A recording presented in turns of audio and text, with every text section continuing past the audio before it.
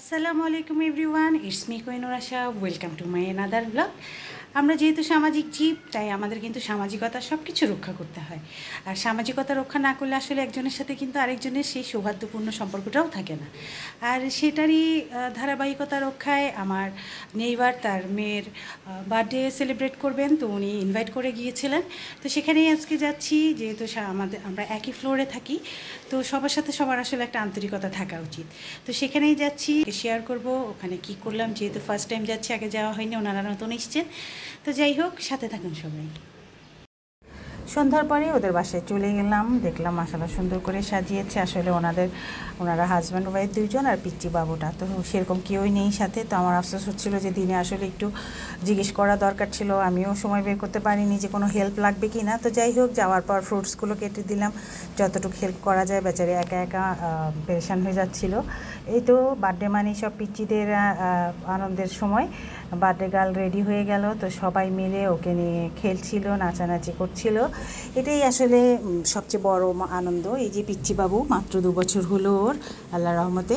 তো সবাই ওর জন্য দোয়া করবেন। যাই হোক, আস্তে আস্তে ওরা বড় হবে। তো আমি ফ্রুটসগুলো কাটার পর দেখলাম ও রান্না করে রেখেছে, ওর আম্মু ওয়ান টাইম বক্স এনেছে। তাহলে আমি বললাম ঠিক আছে, তাহলে এগুলো আমি বেড়ে দেই, কারণ সবাই একজনের প্রয়োজনে আরেকজন যদি আমরা না আসি তাহলে তো আর হলো না। আর ওরা মাত্র শিফট করেছে, 3 মাস হয়েছে, এখনও পুরো ঘর গুছিয়ে উঠতে পারেনি। আসলে বাসা শিফট করা মানেই তো অনেক প্যারা। একবার প্যাক করতে হবে, আবার আনপ্যাক করতে হবে, অনেক সময় লাগে। তো যাই হোক, আমি যতটুকু পেরেছি চেষ্টা করেছি হেল্প করার। তো বক্সগুলো রেডি করে দিলাম।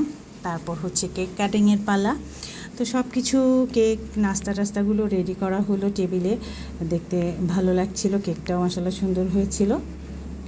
এরপর বার্থডে গার্ল তো খুবই এক্সাইটেড কেক দেখে। তো সবাই ওকে নিয়ে পিচ্চিরা আনন্দ করছিল।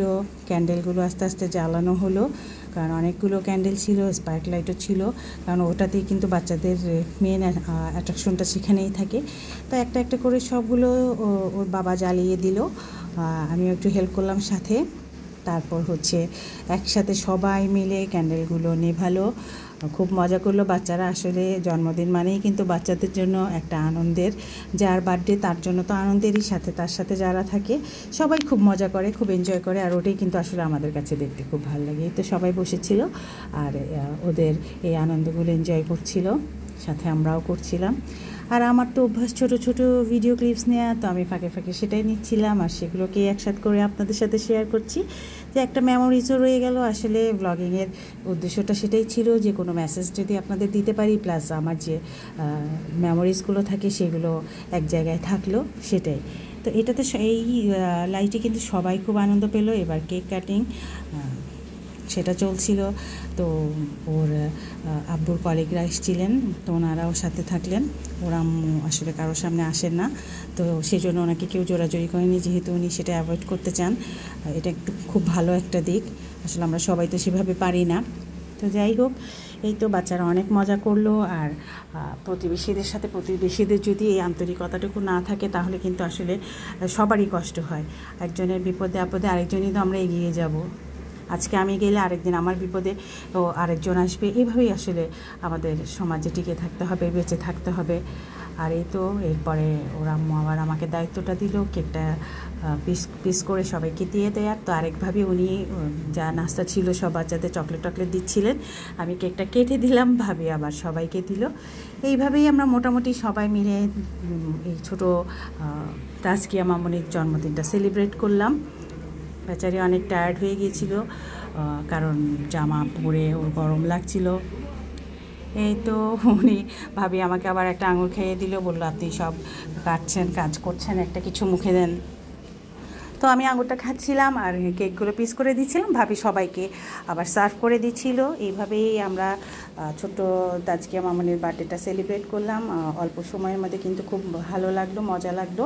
আর সবার সাথে এক উসিলে আসলে সবার দেখা হয়, ফ্ল্যাটের অন্য ভাবিরাও আসলেন।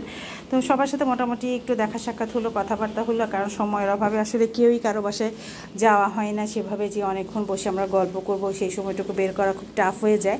তো একটা অকেশন হলেই, কারো একটা প্রোগ্রাম পড়লেই কিন্তু তখন সবাই একসাথে হওয়া হয়। তো এইভাবেই আসলে চেষ্টা করি সবার সাথে সবাই একটু যোগাযোগ রাখার, ভালো মন্দ জানার, খোঁজখবর নেওয়ার।